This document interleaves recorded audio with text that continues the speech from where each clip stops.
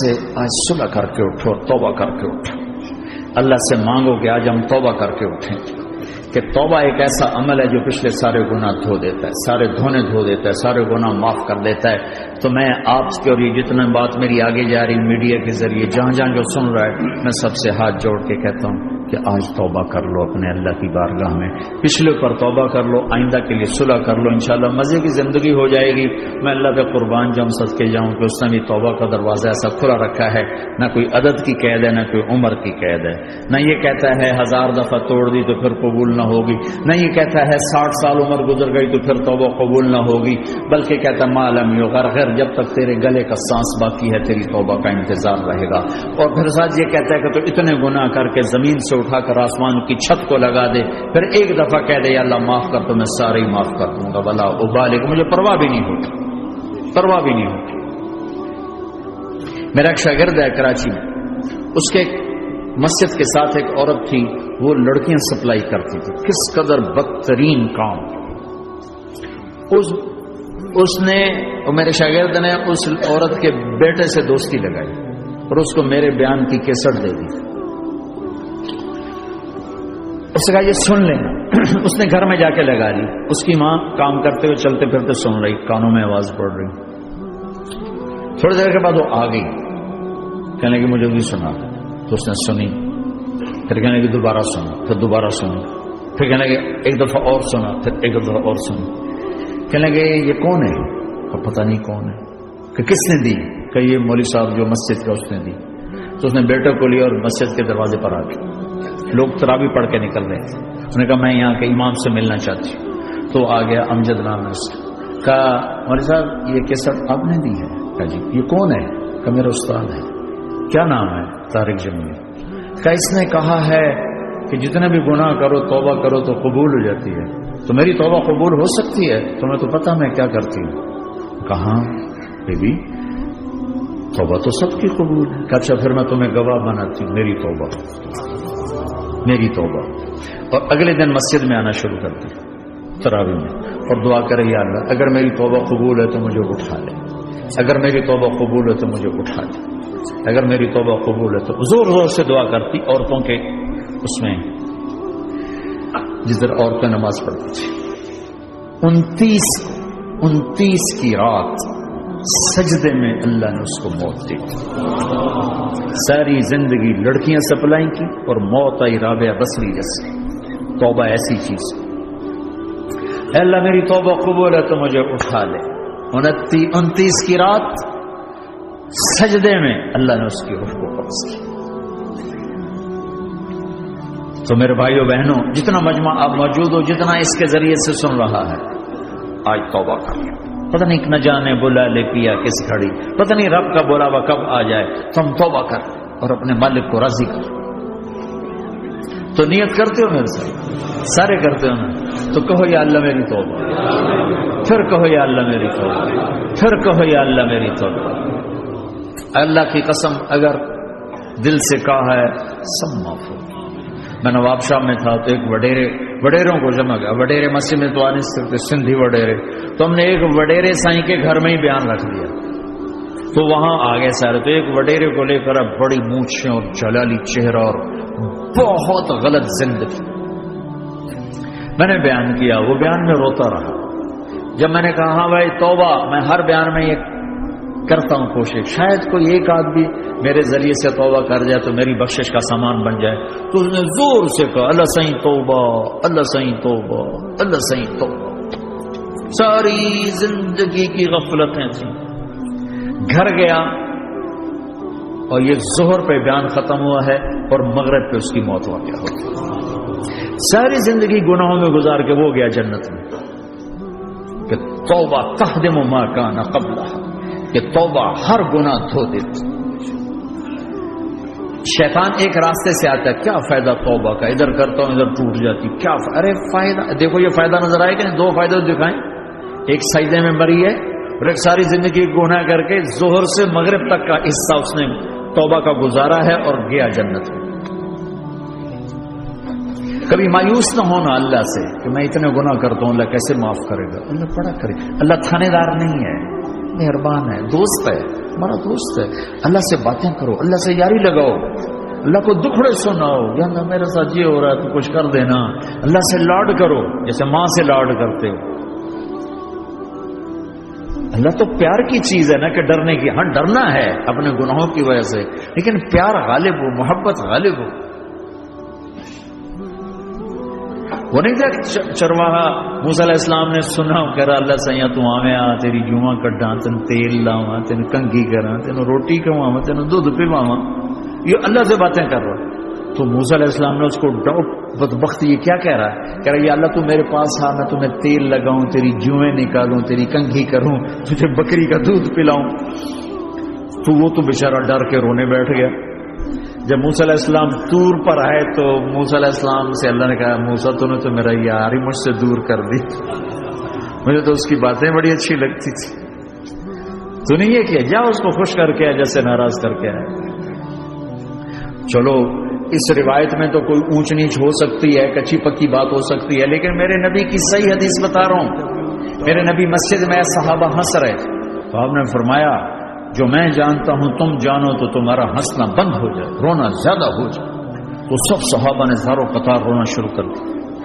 آپ یہ کہہ کر واپس مڑے, دروازے تک نہیں پہنچے تھے کہ جبریل آ گئے کہ میرے محبوب تو نے میرے بندوں کو اتنا زیادہ ڈرا دیا مجھ سے, جا واپس جا, جیسے رولایا ہے ایسے ہی ہنسا کے آ. اللہ پاک تو ہمارے مالک خالق, ہمارے مہربان ہیں.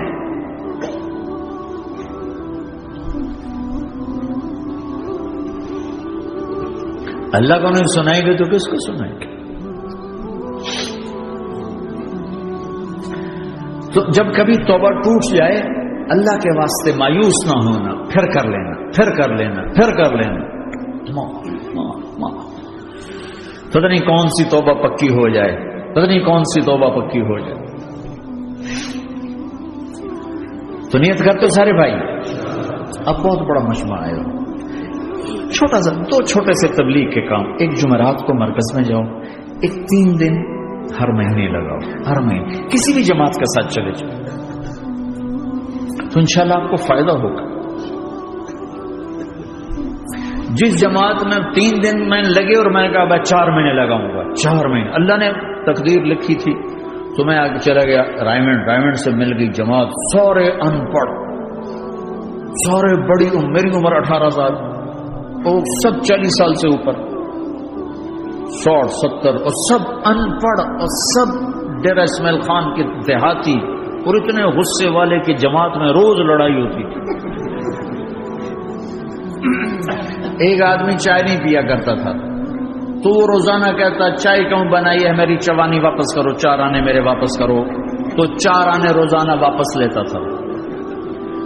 باقاعدہ 4 آنے اس کو روزانہ واپس کیے جاتے تھے کہ میں چائے نہیں پیونی, میری چوانی واپس کرو. اور جماعتوں میں جھگڑا ہوتا ہے کہ تم نے کھانا اچھا نہیں بنایا. اس جماعت میں جھگڑا ہوتا تھا کہ کھانا اچھا کیوں بنایا, اس پہ لڑتے تھے کہ خرچہ زیادہ ہو رہا ہے. اور خرچہ کتنا ہوا تھا, 1 مہینے کا سفر, جانا آنا, بس کا جانا بس کا آنا. اور اس زمانے میں کوئی کھانا کھلانے والے سب خود پکایا. 2-4 جگہ کہیں ضیافت ہوئی, 27 روپے ٹوٹل خرچ ہوا تھا. کہ زیادہ خرچہ ہے, روز لڑائی. ایک اس میں رانگڑ تھا, اس کو اذان کا بڑا شوق تھا, وہ جاتی اذان دینی شروع کر دی. وہ بھائی اللہ کے واسطے بھائی تو مسجد کے معاملے میں دخل نہ دے, کیوں نہ دوں, گردن لمبی ہوگی, مؤذن کی گردن لمبی ہوگی, میں تو دوں.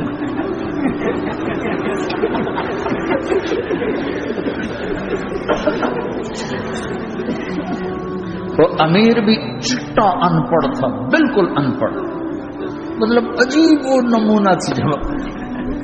یعنی اس میں ہر ایسا ایلیمنٹ موجود تھا کہ میں بستر اٹھا کے بھاگ جاؤں, لیکن مجھے اسی سے فائدہ ہو. کہ تبلیغ معلوماتی محنت نہیں ہے, تبلیغ صفات کو سیکھنے کی محنت. علم کو سیکھنے کے لیے مدرسے ہیں, علماء ہیں. تبلیغ تو صفات کو سیکھنے کی محنت. ایمان کیسنا بنا.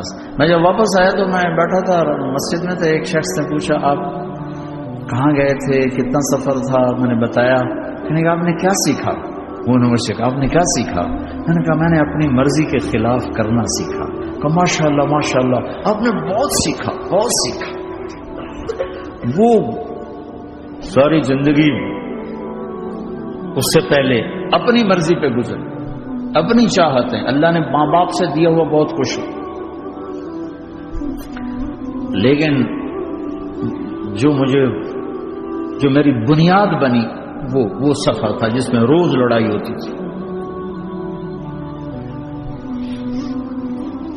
تو کسی بھی جماعت میں چلے جاؤ، ویکنڈ چلے جاؤ، یہ نہ دیکھو کون ہے کون، چلے جاؤ. اس جانے میں اللہ کی ہدایت کا نظام چھپا ہوا ہے.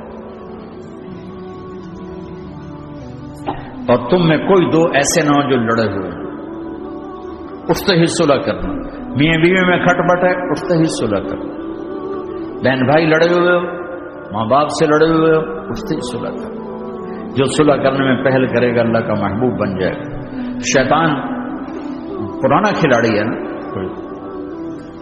اور ہے بھی تجربہ کار، گول بھی بڑے ٹھگا ٹھگ کرتا ہے. نہیں، وہ روزانہ اپنی میٹنگ بلاتا ہے. میٹنگ، ہاں بھائی کیا کیا؟ تو کہتے ہیں جی زنا کرایا، تو ایسے بیٹھا رہتا ہے یوں سر جھکا کر. وہ چوری کرائی،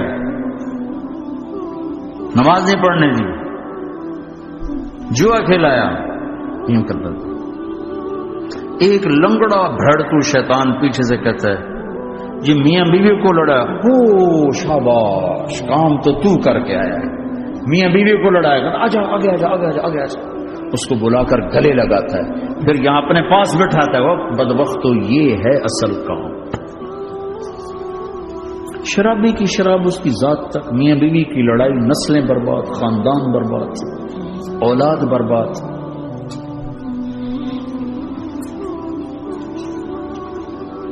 تو آپس کا معاشرہ بنو، اسلامی معاشرہ بنو، محبت والا، درگزر والا. ایک دوسرے کی تعریف کرو، ایک دوسرے کو گفٹ دو، ہدیہ دو. میرے نبی نے فرمایا جب کوئی سفر سے واپس آئے تو بیوی کے لیے ضرور تحفہ لے کر آئے، اور کچھ نہ ملے تو کوئی پتھر ہی لے کر آ جائے. مارا واسطے نہیں، گفٹ واسطے. اور بیوی سے اللہ کے نبی نے کہا جو بیوی اپنے خامند کو ویلکم کرتی ہے دروازے پر خوشی کے ساتھ، تو اس کو اللہ کی راہ میں جہاد کرنے والے کا آدھا اجر ملتا ہے. صرف مسکرا کے دیکھ، اندر وڑو تو منہ تے 12 وجے منتے، اپنے تو 24 بج جاندے.